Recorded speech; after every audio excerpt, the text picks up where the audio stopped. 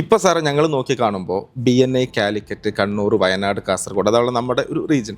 ഇവിടെയൊക്കെ ഒരുപാട് business owners BNIയിലൂടെ എന്ത് ചെയ്യുന്നുണ്ട്, ശരിക്കും നല്ല ഗ്രോത്ത് എടുക്കുന്നുണ്ട്. ബിസിനസ്സിൻ്റെ തന്നെ ചിത്രങ്ങൾ മാറ്റിക്കൊണ്ടിരിക്കുകയാണ് നമ്മുടെ BNI എന്ന് പറയുന്ന പ്രസ്ഥാനം. പക്ഷേ സക്സസ് ആയിട്ടുള്ള ഒരു പ്ലാറ്റ്ഫോമിനെയാണ് ഇപ്പോൾ ആളുകൾ കാണുന്നത്. പക്ഷേ സാർ ഇത് ഏറ്റെടുത്ത് ചെയ്യുന്ന സമയത്ത് ഒരുപാട് സ്ട്രഗ്ലിംഗ് ഉണ്ടാവും. ഇതാണ് ശരിക്കും ഞങ്ങളെപ്പോലുള്ള ബിസിനസ് ഓണേഴ്സ് അറിയേണ്ടത്, അല്ലേ? ആ ഒരു സ്ട്രഗ്ലിംഗ് പീരീഡിനെ എങ്ങനെ മാനേജ് ചെയ്തു, അതല്ലെങ്കിൽ എന്തായിരുന്നു അന്നത്തെ ഏറ്റവും വലിയൊരു ചലഞ്ച്? ഈ ഒരു പ്രസ്ഥാനം ഇങ്ങനെ വരുമ്പോൾ ഒരുപാട് എതിർപ്പുകളൊക്കെ വരാനുള്ള ചാൻസ് ഉണ്ടല്ലോ. അപ്പോൾ സാറിൻ്റെ ആ ഒരു എക്സ്പീരിയൻസ് ഒന്ന് പറയൂ. അതിന് മുമ്പായിട്ട് ദീപക്, ഒരു കാര്യം എന്താണെന്ന് വെച്ചാൽ, നമ്മൾ എന്ത് നല്ലത് ചിന്തിക്കുന്നോ അത് തിരിച്ചു കിട്ടും. മനസ്സിലായില്ലേ? നിങ്ങളെ സ്വാർത്ഥതയ്ക്ക് വേണ്ടിയിട്ട് മാത്രമാണ് ചിന്തിക്കുന്നുണ്ടെങ്കിൽ അങ്ങനല്ല, നന്മ ചേരുന്ന എന്ത് ചിന്തിച്ചാലും കിട്ടും. അങ്ങനെയാണ് ഞാൻ എപ്പോഴും ചിന്തിക്കും, ഈ സമൂഹത്തിന് എങ്ങനെ നമുക്ക് വളർത്തിയെടുക്കാൻ പറ്റും എന്നും എൻ്റെ ചിന്ത അതായിരുന്നു. ഞാൻ എന്താന്നുള്ളതല്ല, പിന്നെ ഞാൻ എൻ്റെ ബിസിനസ് തുടങ്ങുന്നതല്ല, ഇങ്ങനെ ചെയ്തു കഴിഞ്ഞാൽ ഞാൻ നേതാവ്, അതല്ല ഞാൻ ചിന്തിച്ചത്. അങ്ങനെ ചിന്തിച്ചുകൊണ്ടിരിക്കുമ്പോഴാണ് ദൈവം നമ്മുടെ മുമ്പിൽ BNI എന്നുള്ള മഹാപ്രസ്ഥാനത്തിന് കൊണ്ടുവരുന്നത്. ആ പ്രസ്ഥാനത്തിനെ പറ്റി പഠിച്ചപ്പോൾ അക്ഷരാർത്ഥത്തിൽ ഞാൻ നെട്ടിപ്പോയി.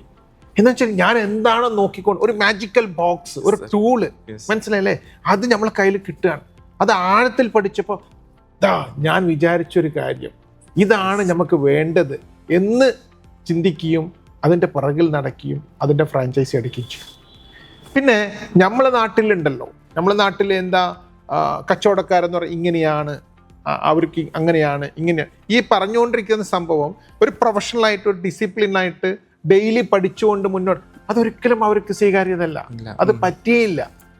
ബട്ട് നേരത്തെ ഈ സംഘടനകൾ ഇരുന്നത് കൊണ്ടും അവരുടെ നല്ല ബന്ധമുള്ളത് കൊണ്ടും എനിക്ക് ഉറപ്പായിരുന്നു, കഠിനാധ്വാനം ചെയ്ത് അവരെ പറഞ്ഞ് മനസ്സിലാക്കി കൊടുത്ത് ഒരു കൂട്ടം ആൾക്കാർക്ക് വിജയിപ്പിച്ച് മുന്നിൽ കൊണ്ടുവന്നാൽ ഇത് 100% വിജയിക്കും. കാരണം BNI എന്നുള്ള പ്രസ്ഥാനം ഉണ്ടെങ്കിൽ അവനക്ക് ലോകത്തിന് ഏത് ലെവലും കീഴടക്കാൻ പറ്റും. അതില്ലെങ്കിൽ അവൻ നേരത്തെ പറഞ്ഞതുപോലെ ബുദ്ധിമുട്ടിക്കൊണ്ടിരിക്കും. അത് എൻ്റെ ജീവിത അഭിലാഷമാണ്. മരിക്കുന്നവരെ ഈ BNIയിലെ എവിടൊക്കെ കൊണ്ടുപോയി ഒരു ബിസിനസ്സുകാരനെ നമുക്ക് അത് മാറ്റിയെടുക്കാൻ പറ്റുമോ, അതായിരുന്നു ലക്ഷ്യം. അങ്ങനെ ആ ഡീപ്പായിട്ട് ചിന്തിക്കുന്ന സമയത്ത് നമുക്ക് ചെറിയ ചെറിയ കാര്യങ്ങളുണ്ട്, സ്ട്രഗിൾ ഉണ്ടാവില്ല. ആ സ്ട്രഗിളിന്റെ വാക്യം എനിക്ക് ഉണ്ടായിട്ടില്ല. മനസ്സിലായില്ലേ? അപ്പോ ഇത് പഠിപ്പിക്കണമല്ലോ. ഇതിന് ഞാൻ ഒരു വഴി കണ്ടതെന്ന് വെച്ചാല്, ആദ്യം ഒരു 10-25 പേരെ ഞാൻ ഒരു ടെമ്പോ ട്രാവലർ ആക്കിയിട്ട് ഞാൻ ആദ്യം കോയമ്പത്തൂർ കൊണ്ടുപോയി. മനസ്സിലായില്ലേ? ഞാൻ പറഞ്ഞ് മനസ്സിലാക്കി കൊടുക്കുന്നതിനെക്കാട്ടി ഒരു പ്രാക്ടിക്കൽ ക്ലാസ് അവർക്ക് സ്വയം തോന്നുന്ന ഇത് ബെനിഫിറ്റ് ഉണ്ടാവും. അങ്ങനെ ഞാൻ ഒരു പ്രാവശ്യം അവരെ ഞാൻ കോയമ്പത്തൂർ കൊണ്ടുപോകുന്നു. ആ 25 പേര് കൊണ്ടുപോയി 18 പേരും അന്ന് BNIയിൽ ചേരാൻ വേണ്ടി തീരുമാനിച്ചു. കാരണം അവർക്ക് പച്ചവെള്ളം പോലെ ഇത് എങ്ങനെ നടക്കുന്നുള്ളത് മനസ്സിലായി. അത് കഴിഞ്ഞ് ഇവിടെ വന്നപ്പോ എന്നെ തമിഴ്നാട്ടിലല്ല, കേരളത്തില് മലയാളികൾക്ക് നടക്കുന്ന ചിലവർക്ക് സംശയം വന്നു. 8 പേർക്ക് ഒരു സംശയം, അവിടെ നടക്കും, നമ്മളെ മലയാളിക്ക് നടക്കുമോ, കേരളത്തിൽ നടക്കുമോ, അങ്ങനെ ചിന്ത വന്നു. അങ്ങനെ ഞാൻ 2 ആഴ്ച കഴിഞ്ഞ ശേഷം ഒരു ബസ് സംഘടിപ്പിച്ചിട്ട് ഒരു 50 ആളെ വെച്ചിട്ട് ഞാൻ കൊച്ചിയിൽ കൊണ്ടുപോയിട്ട് ഞാൻ BNI അവിടെയും ഞാൻ കാണിച്ചു കൊടുത്തു. അത് കാണിച്ചോടുകൂടെ ആത്മവിശ്വാസം നമ്മുടെ നാട്ടിൽ നടക്കും. പിന്നെ എന്ത് പറയും, ആരാണിത് പറയുന്നത്, അങ്ങനെ ഒരു ചിന്ത ഉണ്ടല്ലോ. ആരാണ് പറയുന്നത്, അയാള് പറയുന്നത് സത്യസന്ധമാണോ, വിശ്വസിക്കാൻ പറ്റുന്ന ആളാണോ, സമൂഹത്തിലെ അയാളെ 4 ആൾക്ക് അറിയോ? അത് ഭാഗ്യം പോലെ എന്നെ അവർ വിശ്വസിച്ചു. നാട്ടിൽ ഈ ലോക്കൽ പ്രസ്ഥാനത്തിലൊക്കെ വർക്ക് ചെയ്തുകൊണ്ട് അവർക്ക് എന്നെ മനസ്സിലായി, അത് ഉൾക്കൊണ്ടു. അതുകൊണ്ട് ഒരു കാലഘട്ടത്തിൽ ലോകത്ത്, ഈ കോവിഡ് കാലത്തിലൊക്കെ ലോകത്ത് ഏറ്റവും ഫാസ്റ്റസ്റ്റ് ഗ്രോയിങ് റീജിയൻ ഏതാന്ന് ചോദിച്ചാൽ മലബാർ റീജിയൻ ആയിരുന്നു.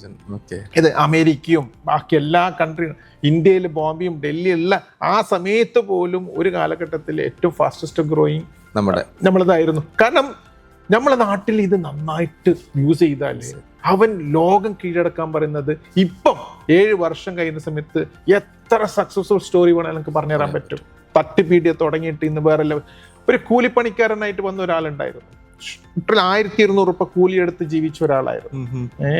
അദ്ദേഹം എങ്ങനെയോ ഒന്ന് അറിഞ്ഞ് മനസ്സിലാക്കി അദ്ദേഹം BNIയിൽ വരികയും ഇന്ന് അദ്ദേഹം സമ്മതിക്കൂല, എനിക്കറിയാം അദ്ദേഹത്തിന്റെ ബാങ്ക് ബാലൻസ് 1 കോടി ഉണ്ടെന്നുള്ളത് എനിക്കറിയാം. മനസ്സിലായില്ലേ? GST അടക്കുന്നുണ്ട്, IT അടക്കുന്നുണ്ട്. ഒരു 3-4 വർഷം മുമ്പ് വന്നതാ.